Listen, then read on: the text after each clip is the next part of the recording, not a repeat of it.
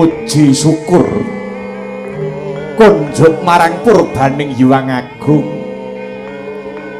awit kanugrahan kang diparingake marang Janaka. Kanugrahan mau ora ana liya kejaba mung jeneng sira garwaku wong manis Yayi Dresanala.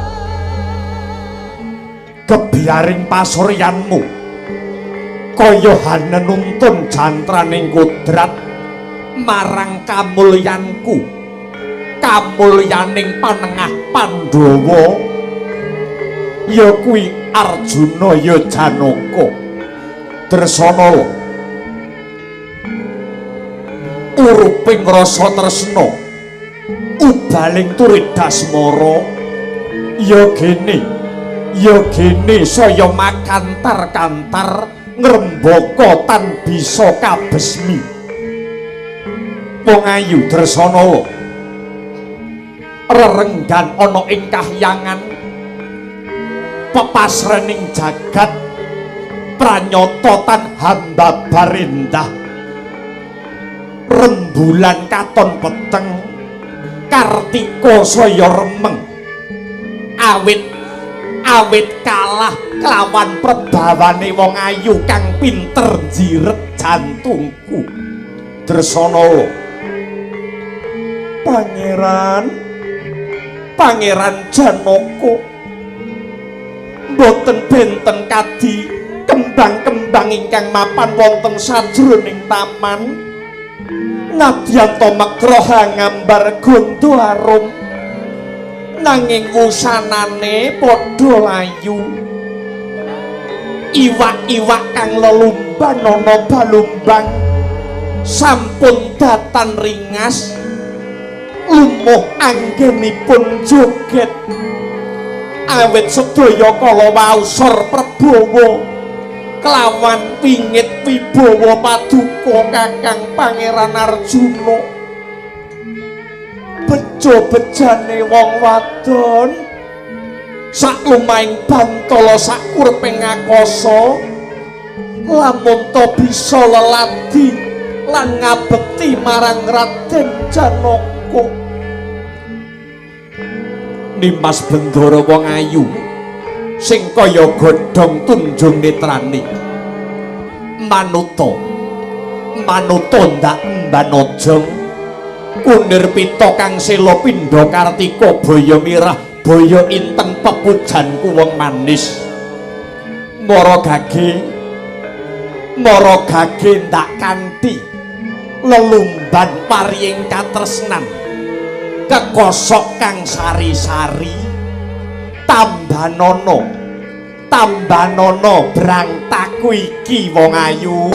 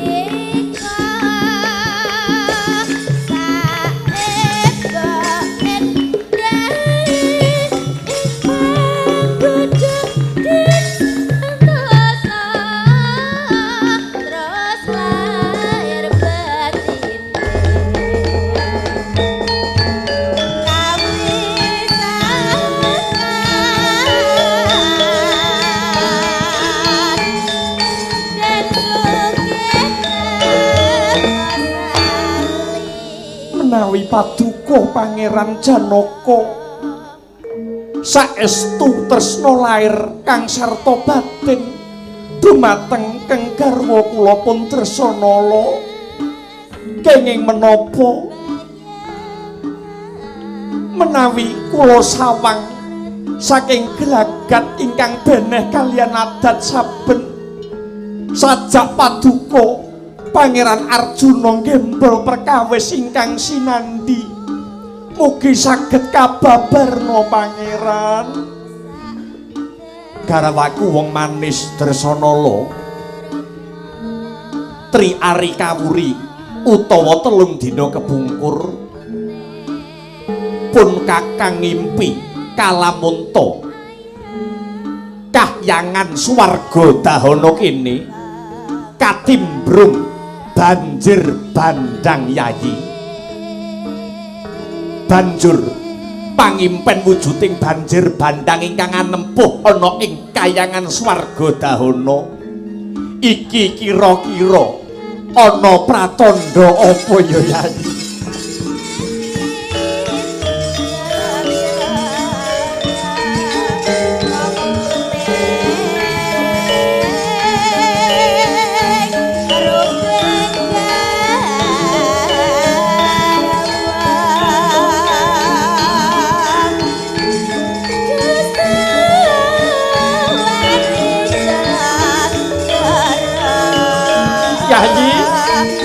Yayi Dresanala tambanono brangtane dewa srani ya Dresanala aja mung tansah leda manis Dresanala Kanjeng Ibu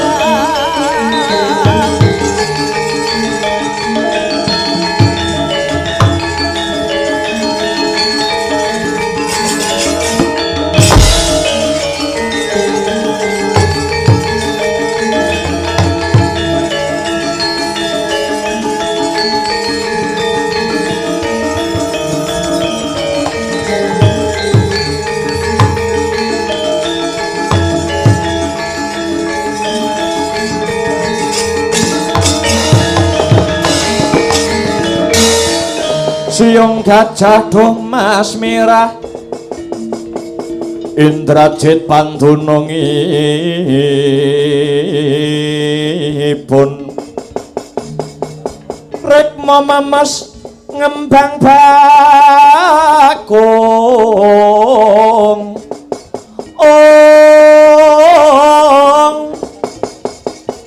nyengkir gading renggojo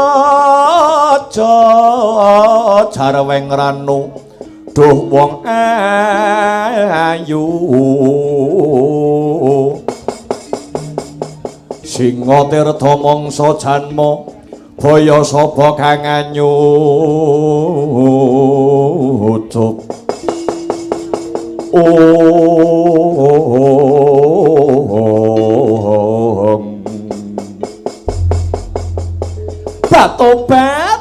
tobat anakku bocah bagus anakku bocah sikit bocah Cendara Dewa Srani telung dina iki pun ibu nyawang kelawan anakku Dewa Srani kok katon gembol perkara kang ora enteng iki janjane apa sing kok penggale apa sing kok pikir ger bocah bagus anakku Dewa Srani saka lekring netra jaiting wadana kang sarta tepunging wimba sajak ana babakan rasa ingkang kineker ana apa bocah bagus Dewa Srani mara diage sambata menyang ibumu aku Bathari Durga panguwasa kayangan Dandang Mangure nun inggih Kanjeng Ibu pranyata leres dawuh pangandika paduka Kanjeng Ibu leres dawuh pangandika paduka Kanjeng Ibu Bathari Durga mbok bilih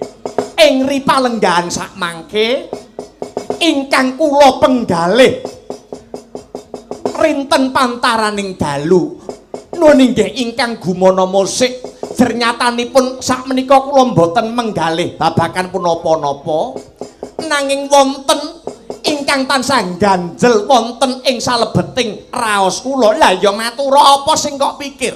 Apa sing kok gagas bocah bagus? Mbok menawa ana reruwet, ibu kang bisa ngudarake, mbok menawa ana apa peteng aku iso melu-melu madhangake. Dewa Srani, ayo enggal matur. Nuwun nggih Kanjeng Ibu matur nuwun. Wekdal sak mangke Kang putra pun Dewa Srani saking Tunggul Malaya. Kula mboten menggalih babakan bondo donya, jernyatanipun bondo donya kula sampun matumpuk-tumpuk.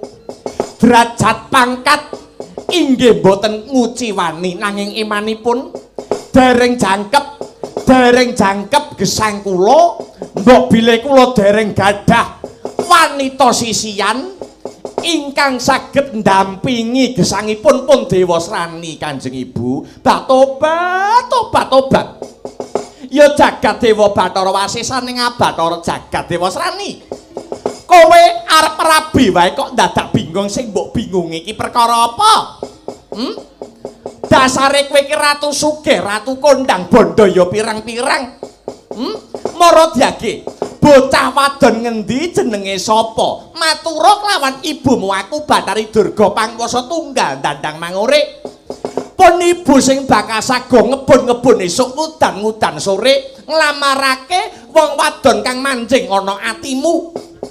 Ayo matura. Jenenge sapa bocah saka ngendi? Ibu. Bares kures bloko soto blak utang terus terang. Ingkang kula gadang-gadang sajroning manah punika sanes wanodya lumrah. Lho, lah banjur nanging ngemungaken wujudipun widodari Kanjeng Ibu Dewa Srani. Apa kowe lali? Apa kowe lali bapakmu kuwi sapa? Bapakmu kuwi Pangwasa Tunggal kang mapan ana Kahyangan Suralaya pukulun Bathara Guru ya Sang Manikmaya. Nudinga wae Dewa Srani tartamtu keturutan apa sing dadi kekarepanmu. Nun inggih mboten asanes ingkang saged nyenggol intining jejantung kula. Nun inggih menika widodari saking Kahyangan Swarga Dahana. Atmajanipun pukulun Bathara Brahma. Nun inggih ingkang asesilih pun Dresanala Kanjeng Ibu. Piye? Balen ana Dewa Srani.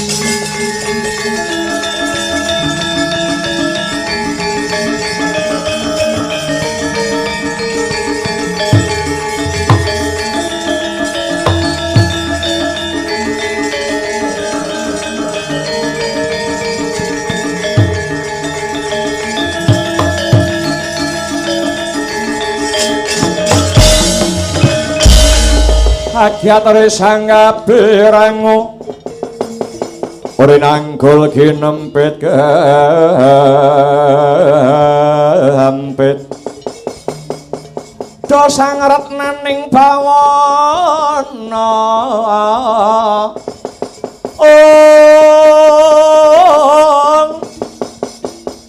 ya si tukang malangati ya si tukang ngena sing tias ya si tukang kudu haring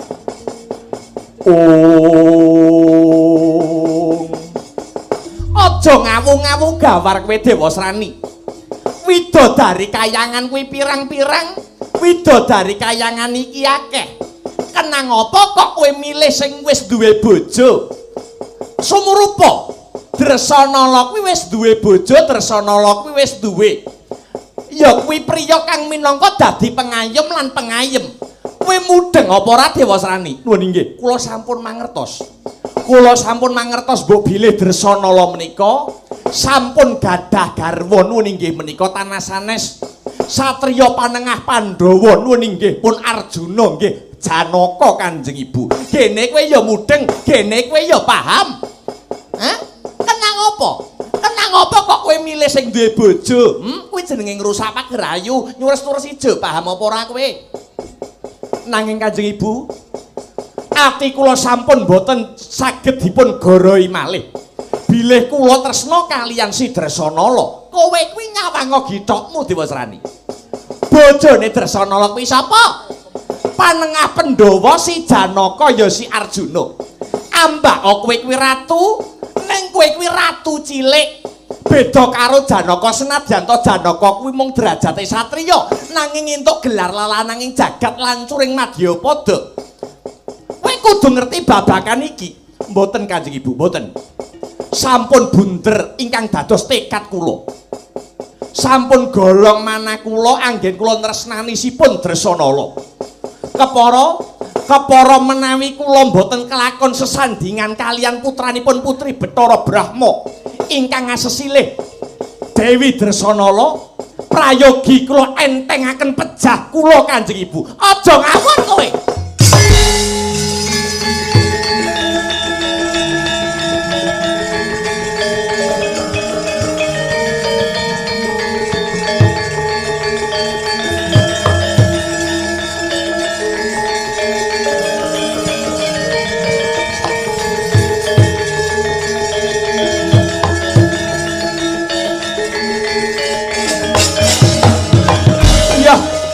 Ya Dewa Srani ya.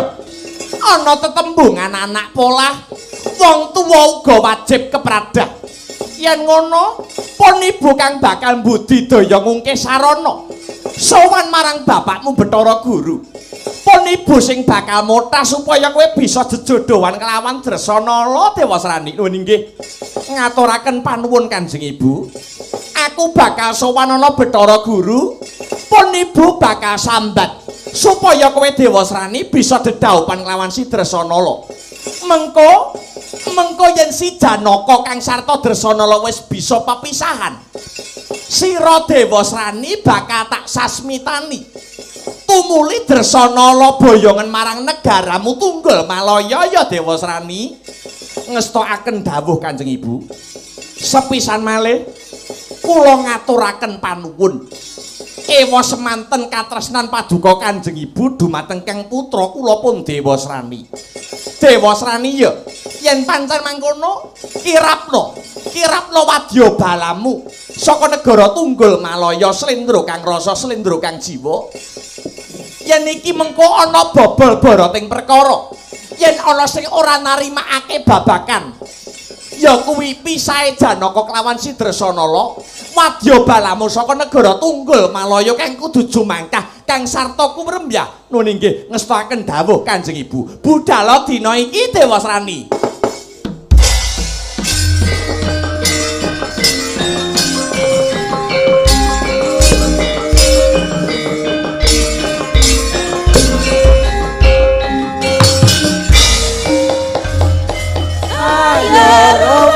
Bebareng kumandang tatas kumpas anayai karyo budeling sangkrowadyo ngatepi dawanata.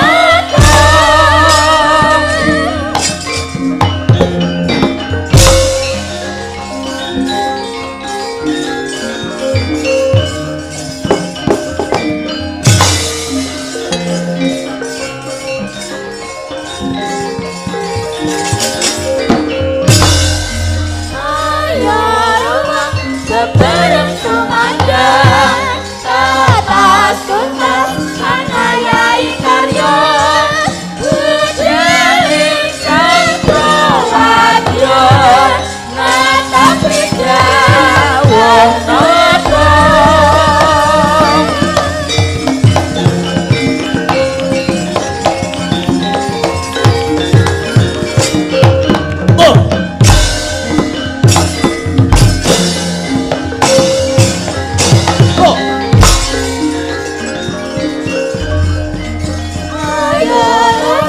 Bebareng kumandang tatas kumpas anayai karyo budeling sangkrowadyo ngatepi dawanata.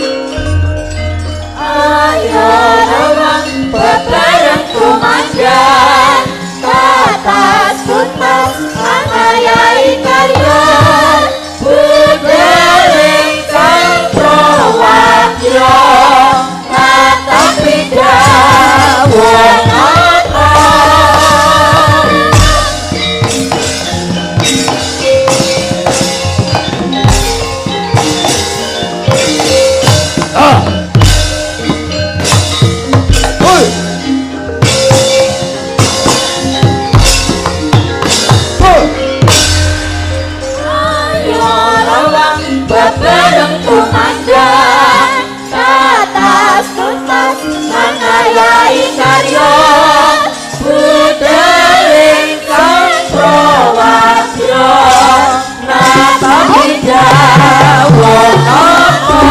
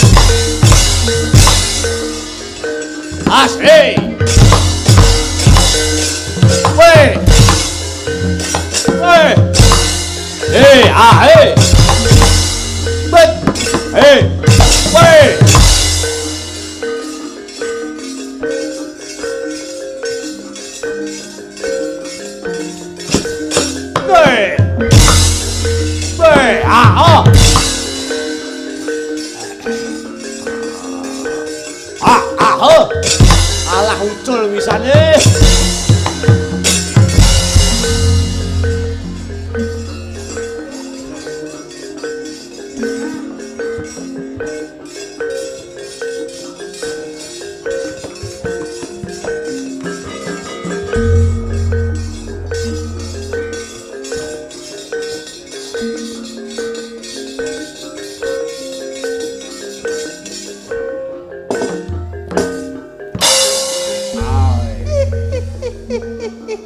Ayo do budal daya.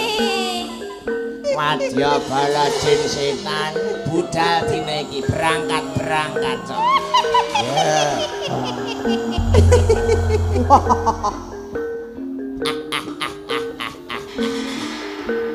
Ya, budaya.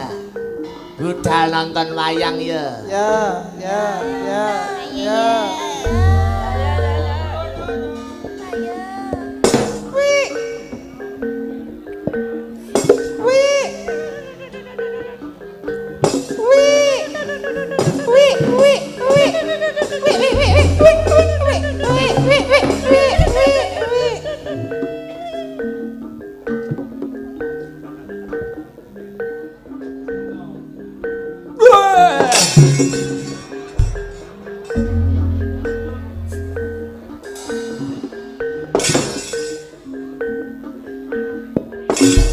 Licali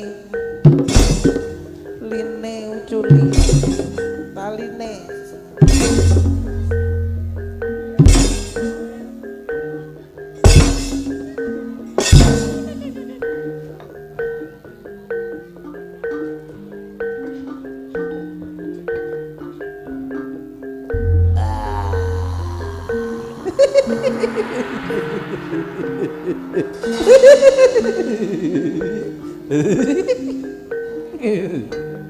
Yuk.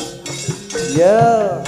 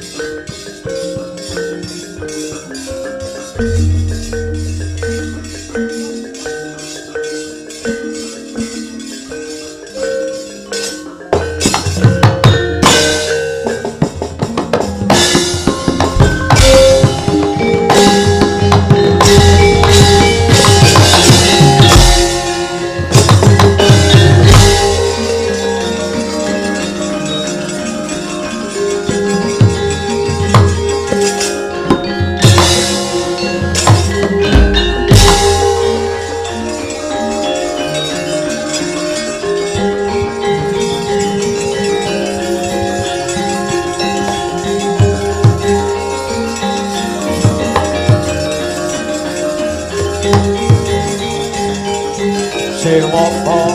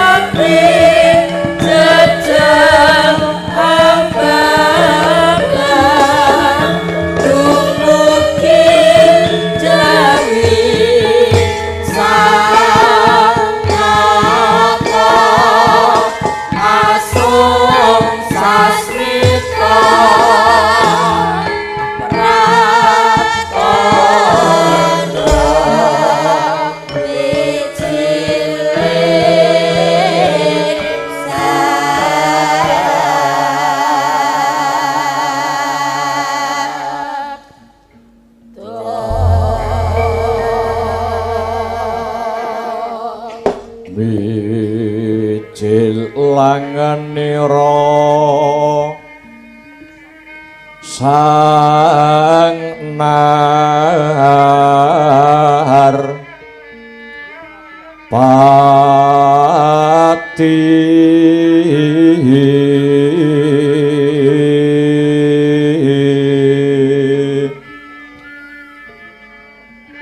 lampah hira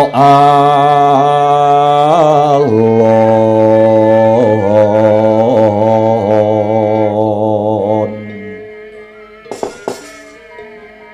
mijil langenira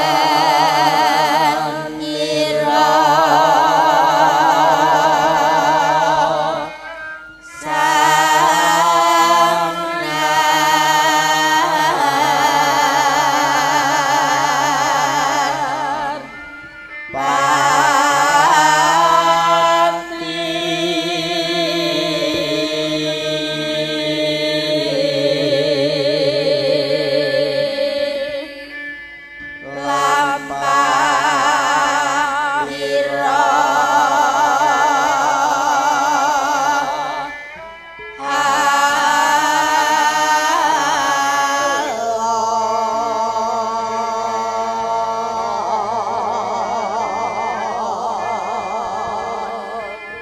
ginarabak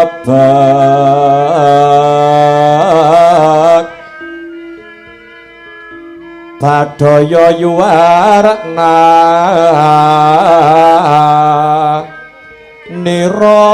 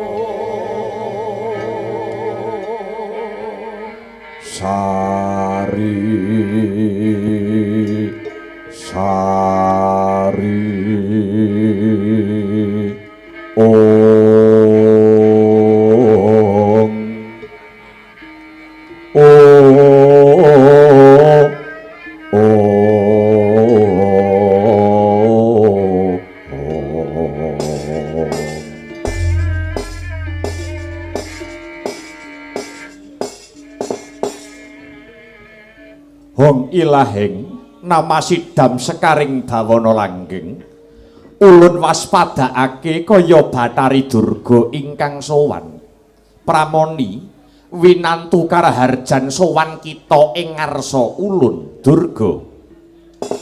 Nuwun inggih Bu Kulun, lulus raharja sowan kula kalih saking pangrencana wangsul sungkem kula mugi kunjuk ing sahandhap pepada paduka Bu Kulun.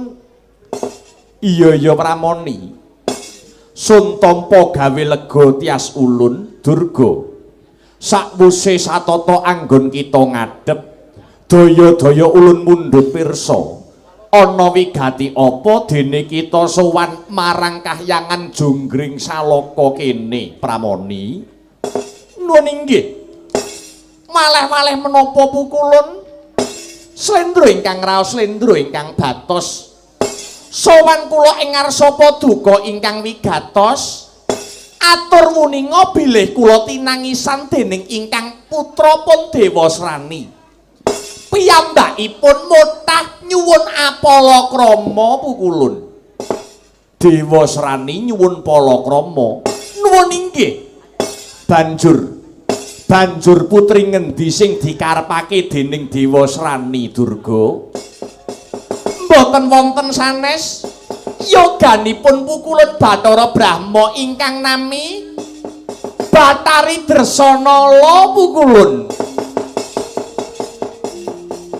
Permara reh mangusomya ngambrengeng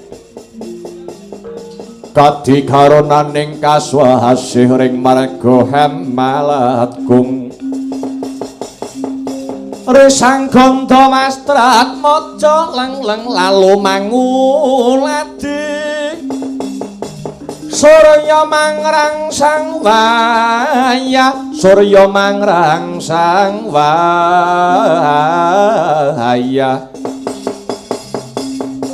Umyus amara wayahanto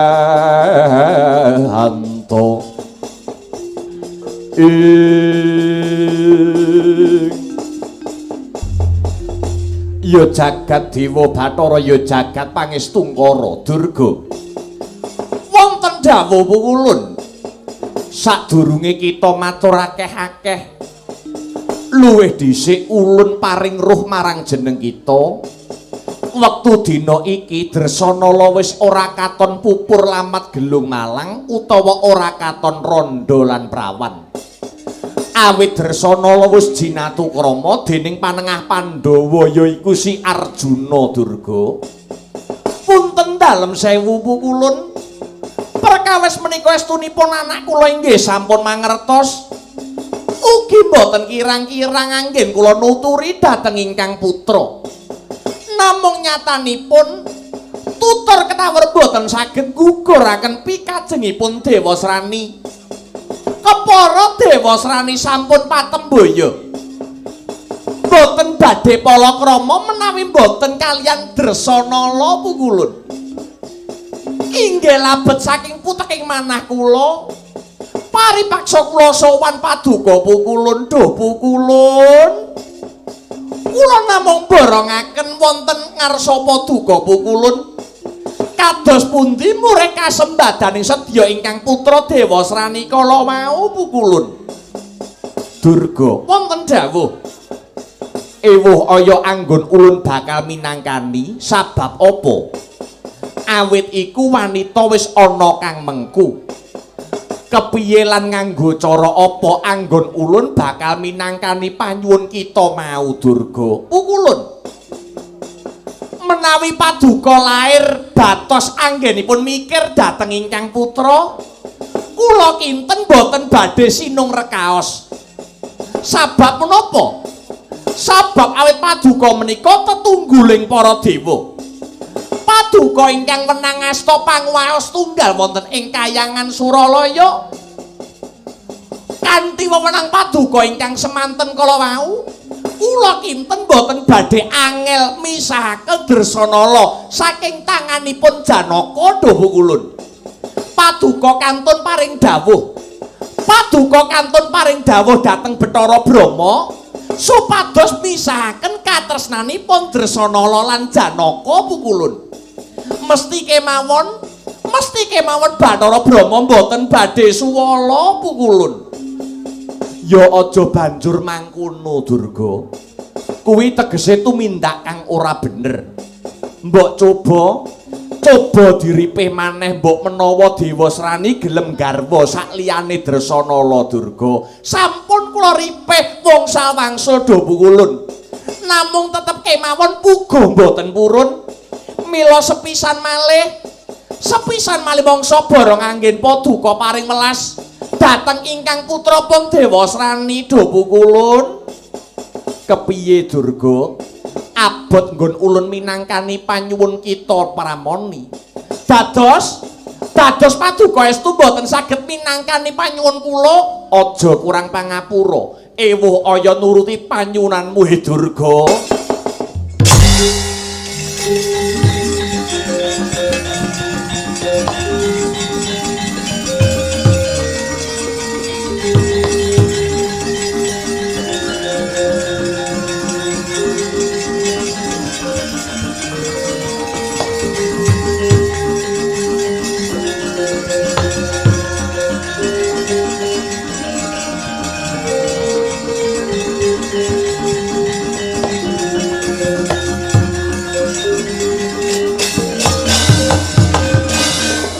Leng-lenging driya mangu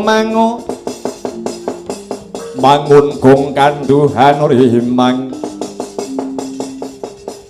lir-lena tanpa kahanin lir-lena tanpa kanin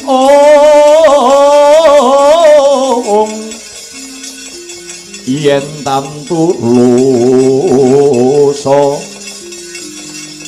yen tantulusa mengko sang dia utama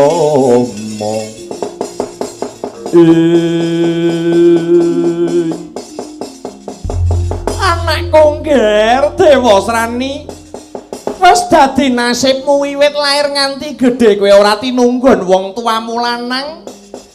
Bapakmu mung doyan nangkane ning moh gupak karo pulute. Dewa Srani, kowe aja ngaya wara ngaku anak ratuning dewa. mundak tiwas kisinan dhewe kowe nang Dewa Srani. Bapakmu wis ngemohi karo kowe. Dewa Srani wiwit kowe lair nganti saiki dadi ratu. Kowe durung tau ngrusui bapakmu. Lagi saiki duweni penjaluk lah kok dianggep abot. Tinimbang Dedawa Wirang, almung tak patenane dhewe kowe Dewa Srani. Durga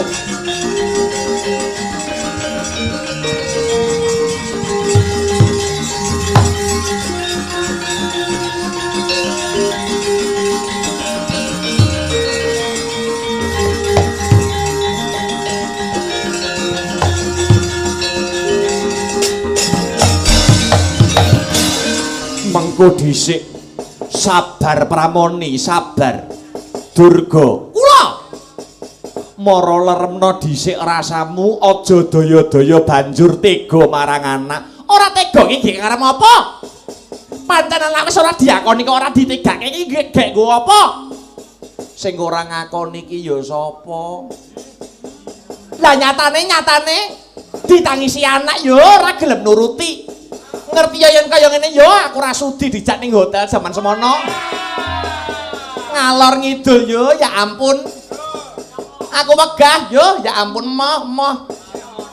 Wis. Durga wis. Aja tekan ngendi-ngendi Durga. Ulun wis ngelenggono babakan iku kabeh. Mara lungguh kang prayoga ulun bakal nyoba budidaya minangkani panyuwunmu iku Pramoni.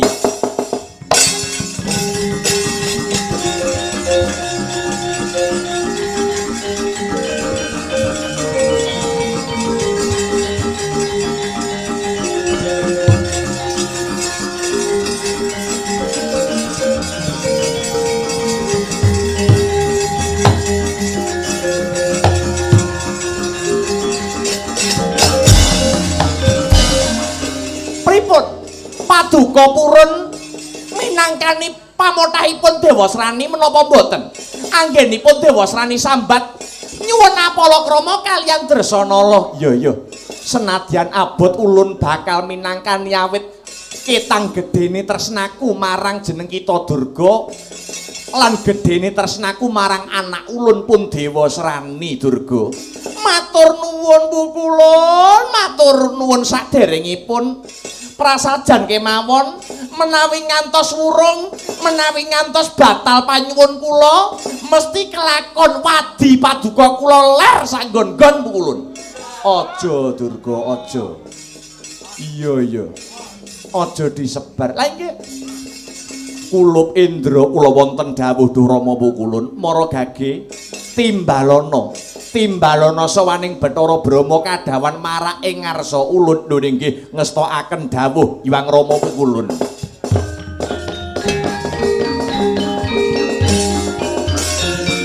Leng-leng ramban ingkang sasongko menyar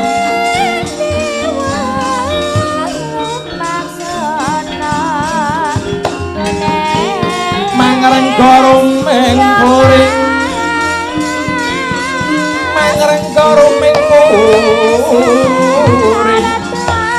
alam ingkang omah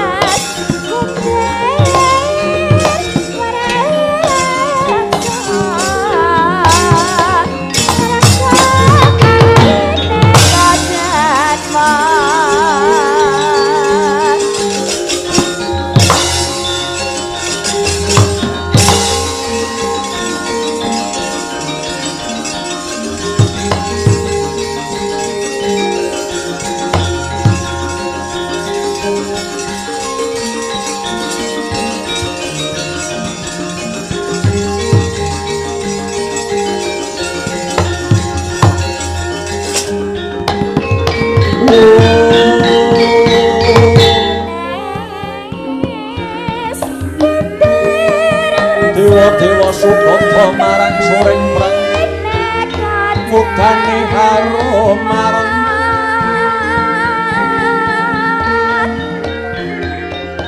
nentang kowe kaliyan narado ngepalane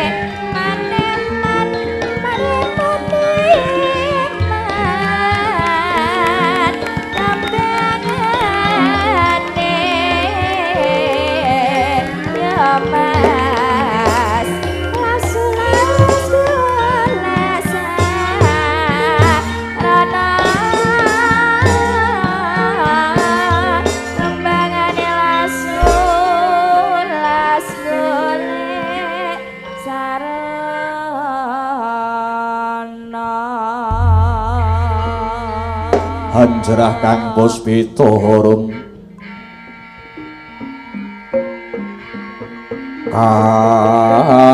kasiliring samirana mrek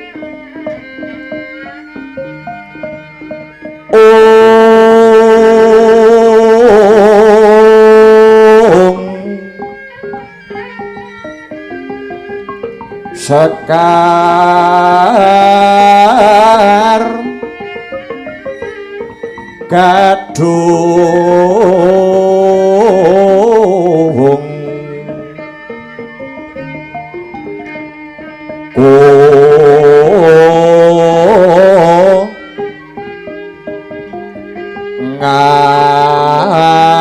Ngas Gandanya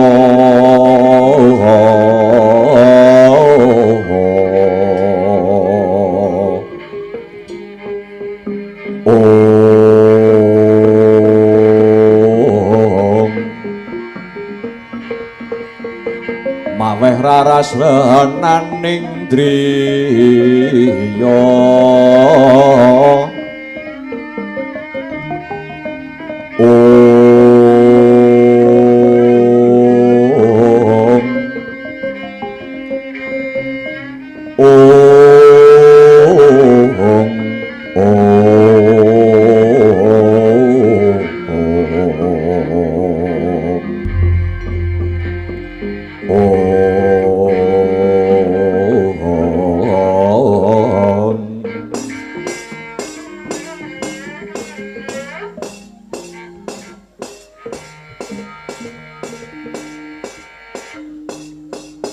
saklangkung wanter timbalan Paduka kula pun Brahma arsa hanyadong rumentah sabda jengandika pukulun Hyang Adi pukulun Bathara Guru Brahma kula wonten dawuh Rama pukulun ulun arep takon marang jeneng kita Brahma nyuwun pirsa babagan punapa duh Rama pukulun panguwasa tunggal kahyangan kuwi sapa pangwaos tunggal ingkang mapan wonten ing kahyangan ingkang boten wonten tunggalipun menika inggih namung jengandika Hyang Adi pukulun Bathara Manikmaya banjur sing wenang nemtoke abang ijo pojok pleret kintang kimpuling perkara kuwi sapa Brahma inggih boten wonten sanes namung Paduka Hyang Adi pukulun Bathara Guru yen Bathara Guru kandha ngalor dewa sanesipun inggih badhe ngaler yen Bathara Guru kandha ngidul dewa sanesipun tartamtu inggih badhe ngidul duh pukulun bagus iya yen pancen kaya mengkono mara gage aku bakal perintah marang jeneng kita Bathara Brahma mara diage ngripalungguhan iki baliya ana kahyangan kita kahyangan swarga dahana dina iki uga pegatno katresnane anakmu Dresanala klawan Janaka Brahma pukulun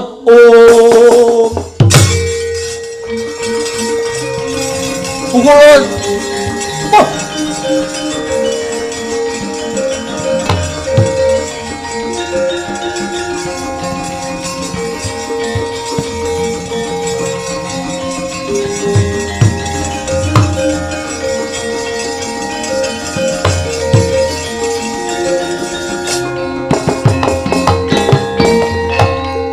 jagat Dewa Bathara ya jagat pramudita kados sinamber gelap lepat raos kula pukulun kenging menapa paduka pukulun ngendika mbok menawi kula kedah misah katresnanipun Janaka lawan Dresanala kamangka sakmangke anak kula Dresanala sampun ngandhut wujudipun jejabang bayi nyuwun pangapunten awrat anggen kula nglampahi jejibahan menika pukulun Brama ing sekawit kita wis ngucap dhewe bakal nindakake apa kang dadi dawuh ulun kenang apa kok sakmengko kita mbadal dawuh ulun eling Brama lati pakarti kudu nyawiji apa maneh sing paring perintah panguwasa tunggal kayangan Suralaya yen sira mbantah dawuh ulun apa kira-kira kowe kuat nampa siku denda saka Bathara Guru nanging kepripun nasibipun jabang bayi sajroning kandhutanipun Dresanala ingkang boten weruh kintang kimpuling lelakon pukulun menawi benjang agengipun nangletaken tiyang sepahipun aja kuwatir yen Janaka wis ngalih saka kayangan Swargadahana anakmu Dresanala bakal ulun dhawuhake marang putra ulun ya kuwi si Dewa Srani nanging pukulun ora usah nganggo nanging wonten paribasan ora usah nganggo paribasan budhalo dina iki Brama yen sira Brama ora enggal budal apa kelakon jeneng kita Brama nampa siku denda saka pukulun Manikmaya aduh mati aku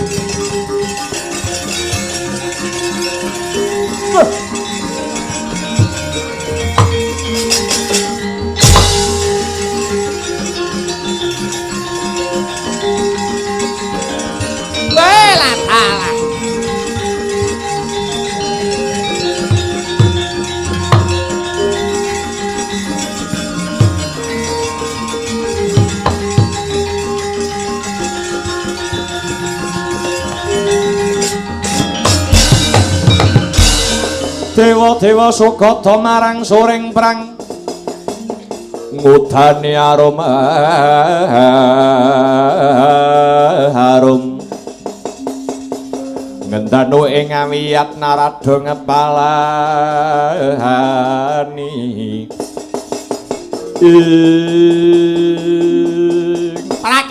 prakencong pak pong buk bolong kali cedhe ngetani lini Adi Guru wonten dawuh Kakang Narada. Pripun panjenengan kok ngaten niku pripun? Wah. Menawi paduka badhe misahake katresnane Janaka lan Dresanala, ateges wonten paribasan idu dinilat malih. Si Janaka lan Dresanala dhawuh, Janaka lan Dresanala rabi menika awit saking perintah paduka. Mangka kula sampun mireng pekabaran. Yen to sakmenika Dresanala sampun ngandhut jejabang bayi. Wa ing katresnan antarane Janaka lan Dresanala.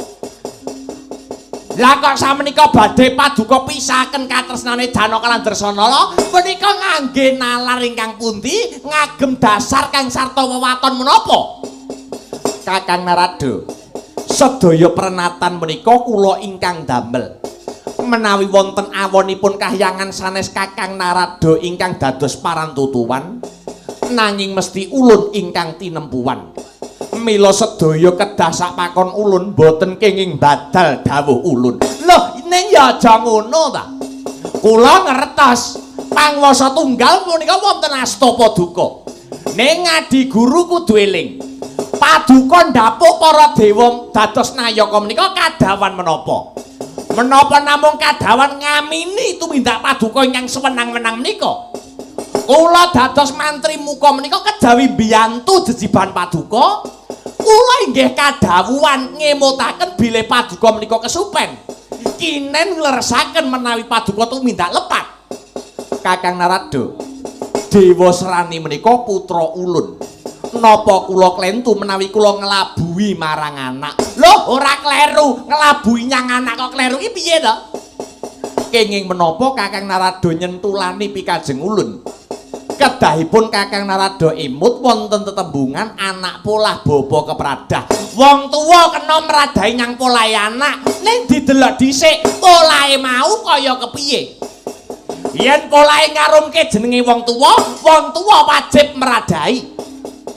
Nek polahe anak gawe kucem saged netelke jabatane wong tuwa ya kudu dielingke to. Mboten namung kok diuja mawon niku mboten Adi Guru. Wis akeh kedadean. Wong tuwa tetel pangkate ilang jabatane merosot derajate banger jenenge mung sabab nglabuhi anak sing ora bener tumindake. Paduka kedahimut Adi Guru dados ratu ning para dewa, tumindakipun kedah adil Adi Guru. Tumindakipun kedah adil. Sedaya kedah dipun penggalih. Lekas paduka menika lepat awit badhe misahke tiyang jejodohan mung nuruti karepe anak lan bojo. Bathara Guru ratu ning dewa. Paring dawuh mboten kenging wola-wali. Menawi Kakang Narada mboten sarujuk kalian pikajeng ulun, Kakang Narada saged ninggalaken kayangan. Weladalah.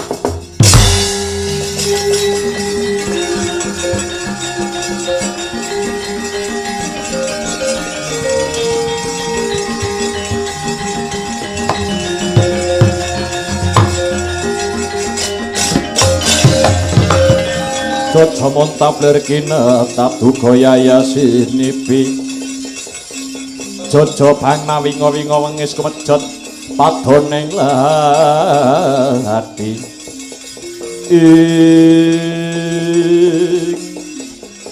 Adi Guru, paduka kedah imut. Hukum wonten alam donya menika wonten cacah sekawan. Hukum wonten alam donya menika wonten cacah sekawan. Siji hukum adat, loro hukum kodrat, telu hukum negara, ingkang pungkasan papat menika hukum karma utawi hukum dharma. Hukum adat, ana desa nganake syukuran syarate kudu mujuti sesaji ingkung kebo. Gandeng desa kono ora kuat tuku kebo, kena disiasati, kena diseranani, tuntut gedang disikili papat, diwenehi sungu, niku pun muni kebo, danyange ya ora kenyih. Niku ingkang denarani hukum adat. Ingkang angka kalih menika hukum kodrat. Srengenge niku panas, ning kena diseranani, kena disiasati, gawe capil, gawe payung lan sak panunggalane. Ingkang angka 3 kaping 3 hukum negara niki nggih kena diseranani. Watone duwe duit akeh, duwe derajat kang sarta pangkat. Hukum niku kena dienggak-enggokke sakarepe blenduke wetenge dhewe. Nanging ingkang pungkasan hukum dharma, hukum karma utawi hukum dharma menika hukumipun tumindak. Sapa nandur bakal ngunduh, utang bakal nyaur, nyilih balekake sing gawe bakal nganggo. Ing atase Narada mung rekoso mikir, beteke mung mikirake, lah kok ngetoke siunge dupeh lagi dadi panguwasa. Panguwasa kinarya gada. Narada mboten gumun, Narada mboten gumun. Pedah apa aku ning kayangan Suralaya? Kayangan hawane panas, nunggak waru, Narada ora melu-melu.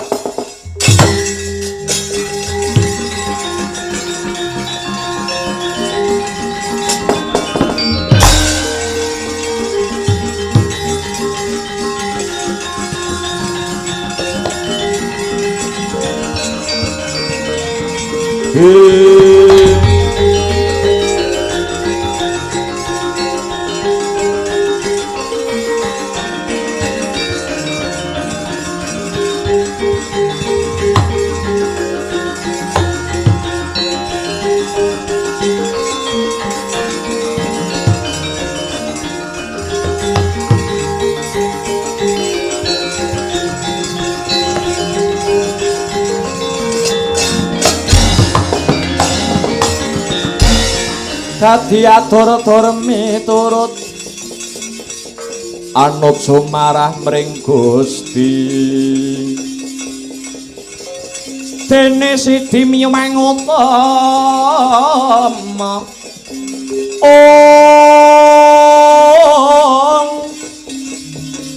panenda ing praja adil bejo dadi bandara rinarepan mring pro abdi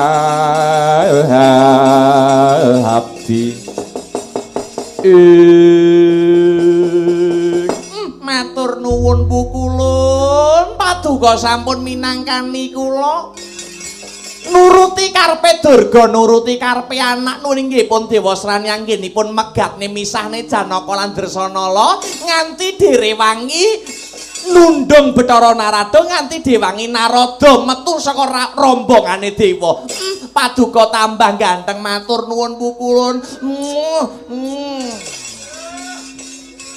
iya Durga sama-sama lah banjur menika ngaten wonten salebeting ati kula taksih mboten percaya Durga isih ora percaya apa bener-bener Bathara Brahma tegel tega misahke katresnane anake kelawan si Panengah Pandhawa Raden Arjuna ya Janaka banjur karepe Durga kula ingkang badhe ndombani lakunipun Bathara Brahma ingkang baku kewajiban paduka Bathara Guru sampun paripurna jejiban paduka sampun pundhak inggih menika paring dawuh paring perintah dumateng Brahma kinen megatne katresnane Janaka lan Dresanala babagan salajengipun kula ingkang badhe maeka kula ingkang badhe ngreka daya kula dombani saking katebian apa pancen bener-bener Brahma wani mentala misahke katresnane Dresanala lan Janaka menawi bener-bener saged misahke Dresanala lan Janaka ateges Bathara Brahma pancen ngestu padha dawuh padukane menawi boten tega tegesipun Bathara Brahma mbantah utawi mbadal dawuh pangandika paduka Hyang Adi Bu Kulun iya duga-duga ginawa ati-ati aja nganti keri muga-muga kasembadan kang jinangka gegayuhane Dewa Srani anggone bakal dedhaupan karo widodari swarga Dawana Sidresanala kula nyuwun pamit Bu Kulun iya sing ati-ati Durga gandanya sekar keadun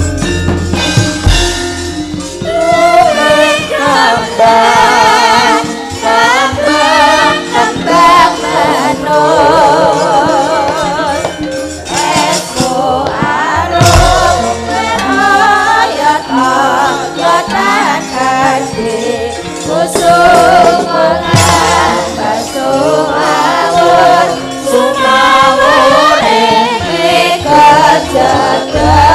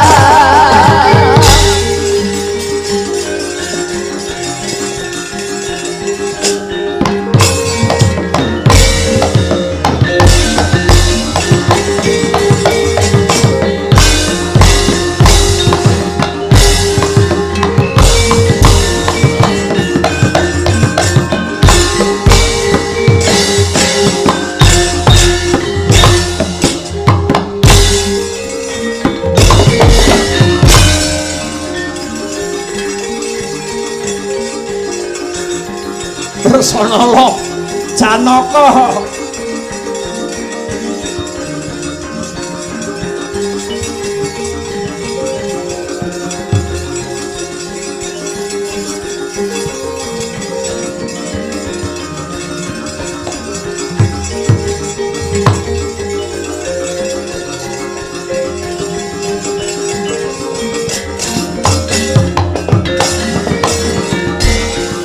sino karta mrehtar tamtu tamtuning upama titi tetep dadi pangobaning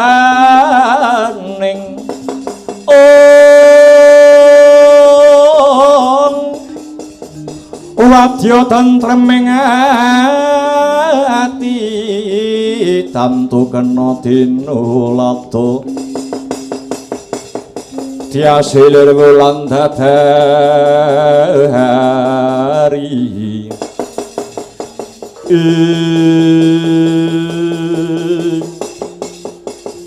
pancene bener ujare para sarjana ingkang sujaning budi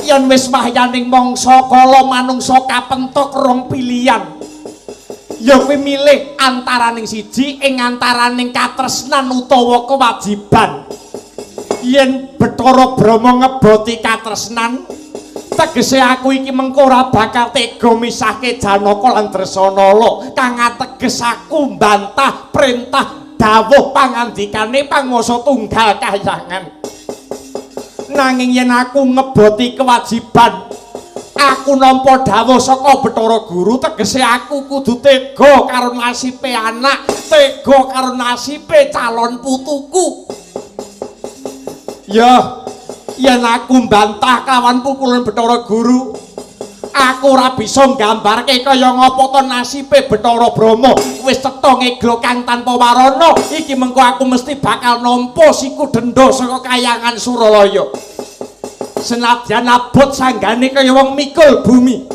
nanging bakale tetep tak lakoni Janaka Dresanala aja kaget pun Rama sing teka nduk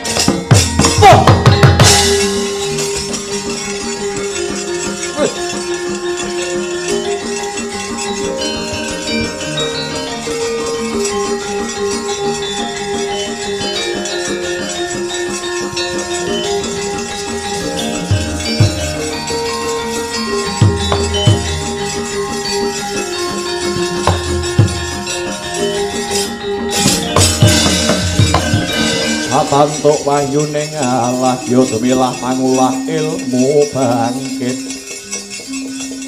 bangkit mikat oreh mangukut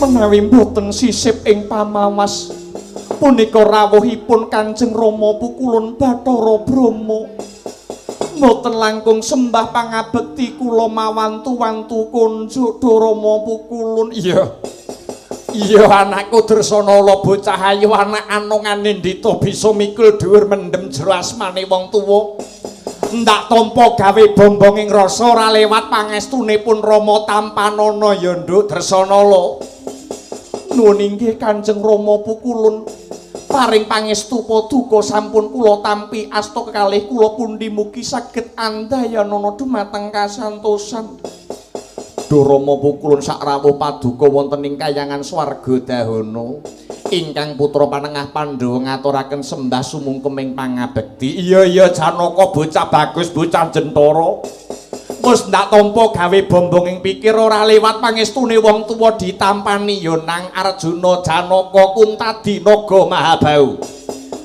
Nuwun inggih sampun kula tampi ngasta kekalih kacencang ing rikmu mugi handayanana jejimat. Ya. Saiki aku arep takon pun Rama wis kelakon sembodo teka ning kayangan swarga dahana kene. Aku arep takon karo kowe. Mantuku bocah bagus Janaka. Mara coba wangsulana aja kok tambahi aja kok kurang ya nang.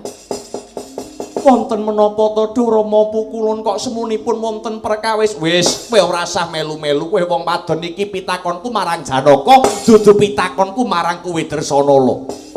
Janaka kula wonten dawuh, Duh Rama Pukulun. Janaka mapan ana ing kahyangan swarga dahana, urip bebrayan karo anakku Dresanala. Apa pancene Arjuna wis pancen tresna lair tumusing batin karo anakku Dresanala? Mara gage wangsulana cah bagus. Duh Kanjeng Rama, kabeng kaojojo jinubuka jejantung kula. Kula tresna kaliyan Kang putra Dresanala. Kula tresna lair terusing batin. Kowe tresna tenan lho ninggih lakar kados mekaten. Banjur anggonmu omah-omah karo anakku Dresanala wiwit rabi nganti tekan dina sakmengko. Jarene kowe wis pinaringan kanugrahan dening Gusti ingkang Maha Wikan wujuding putra utawa jejabang bayi kang wis ana sajroning kandhutane bojomu Dresanala, umure wis pirang wulan. Menawi mboten klentu sampun Sabta Candra utawi 7 wulan rikalenggan sakmangki Duh Rama Pukulun. Aku arep takon meneh marang sira Permadi. Lho inggih tanglet babakan menapa?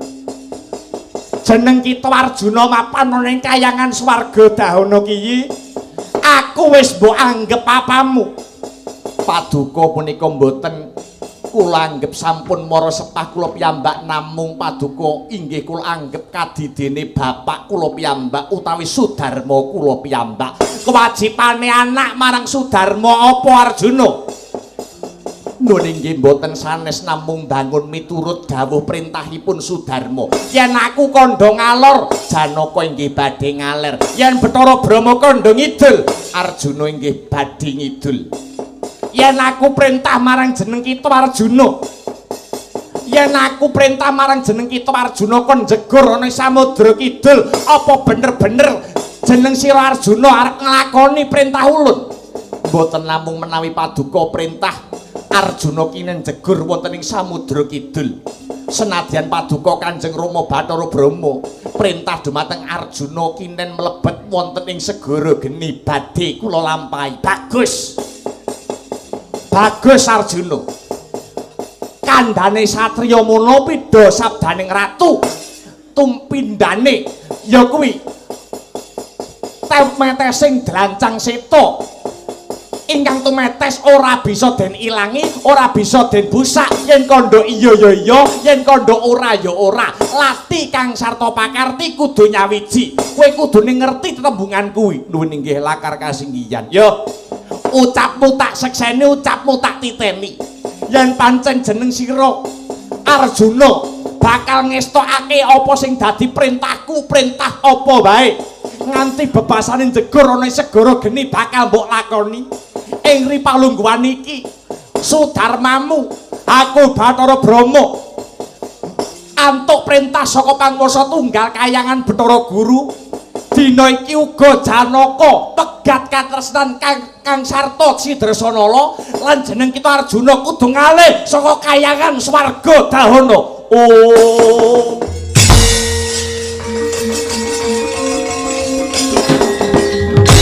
Pangeran. Pangeran. Hei, Dresanala, mandek Dresanala.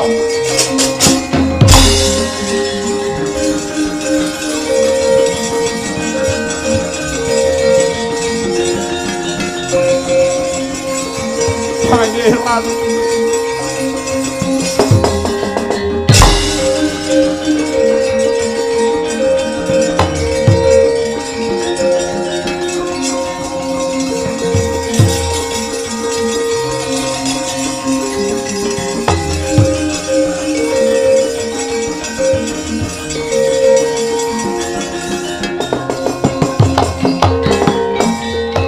Ora sah mbok tangisi ya, Nduk. Ora sah mbok tangisi lukane si Arjuna.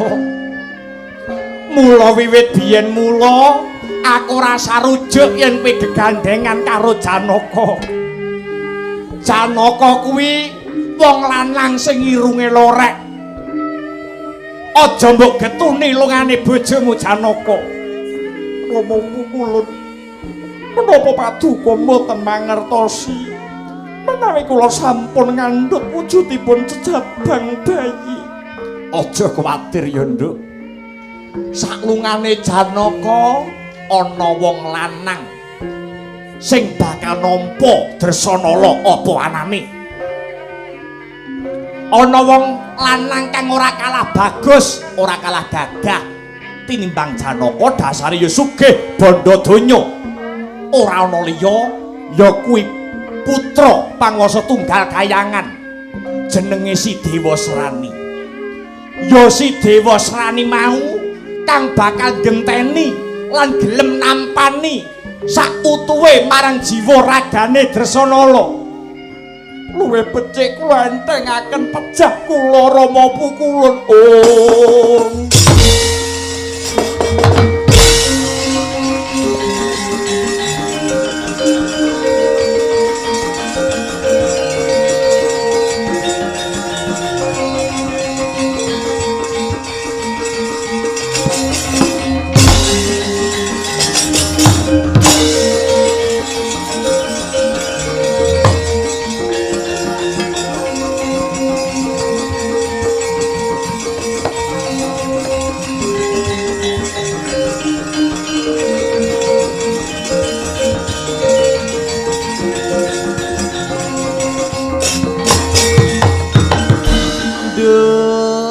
Mantuku tresna kuwi jalaran saka kulina. Angger kowe kulina ketemu karo Dewa Srani, angger kulina omong-omongan karo Dewa Srani, angger kulina jagongan karo anakku Dewa Srani, angger kulina dikeloni kok nak ya tresna dhewe. Anakku ya ora kalah. Anakku ora kalah karo panengah Pandhawa si Janaka. Sugih-sugih Dewa Srani ketimbang Janaka, dasare ya dadi ratune negara Tunggul Malaya piye? Kowe gelem apa ora Cahayu? Nyuwun pangapunten. Sampun dados patembaya kula. Mboten badhe ngladosi tiyang jaler sanes. Saklintripun Kakang Mas Pangeran Janaka. Kepara badhe kula entengaken pejah kula batobat. Yen kowe nampik marang panglawure Dewa Srani anakku, ateges kowe ngremehke Betari Durga. Ayo, kowe gelem apa ora? Mboten badhe kula kersa bosen urip kowe.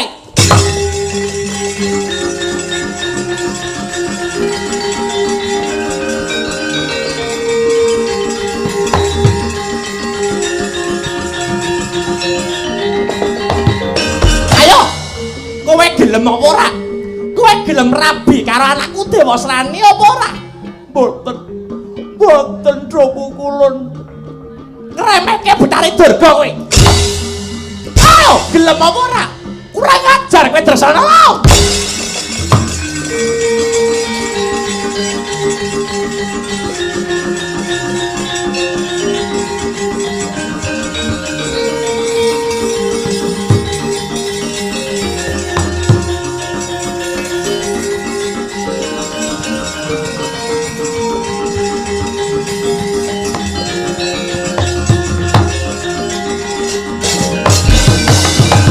Ucap kacarita nalika samono Den Jarwani risang Dewi Dresanala kaliyan Batari Durga dasare anggenira ngajarwani anggenira mala gancang ngagem ranting ingkang sak lengen gedene wauta gyum bengok risang Dresanala sambat sura pambengok risang Dresanala amarengi miyak langse Gumbala Giri miyak langse Gumbala Giri bayi ingkang sajroning kandhutanipun Dresanala ingkang umur Sapta Candra utawi 7 wulan medal saking angganira risang Dresanala lair cenger bareng kalian pambengoke risang Dresanala miyak langse Gumbala Giri miyak tegese buka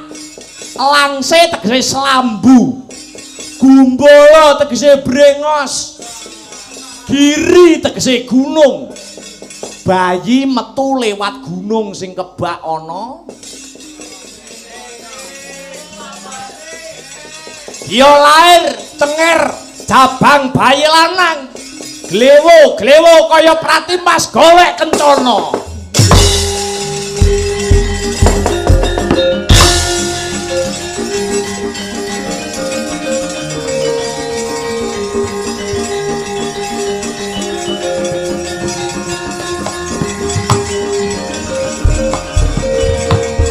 Siwa mancing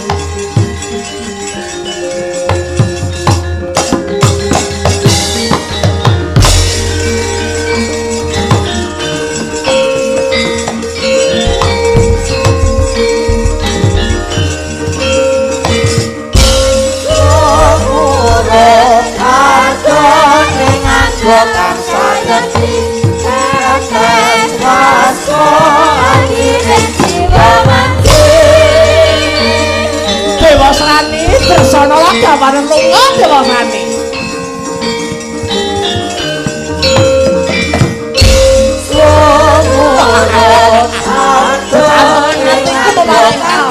bersana lakon dadi bojoku Akhirnya jiwa mati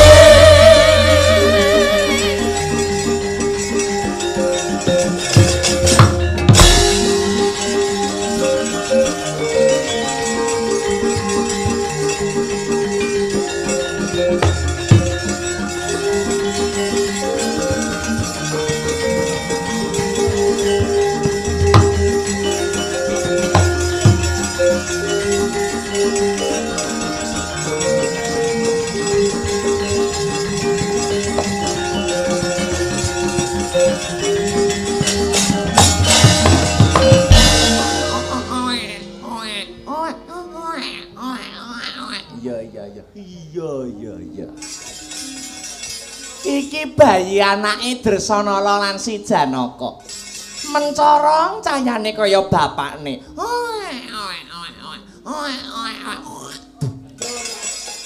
Yo bayi wis iso ngidu. Yo anake metu lanang.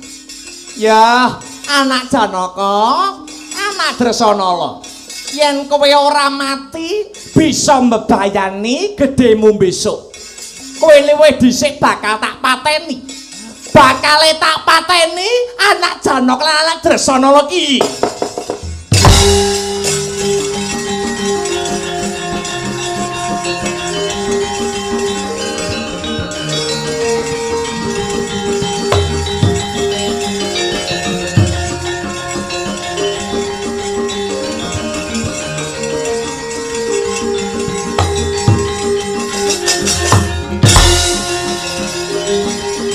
Lenga Patra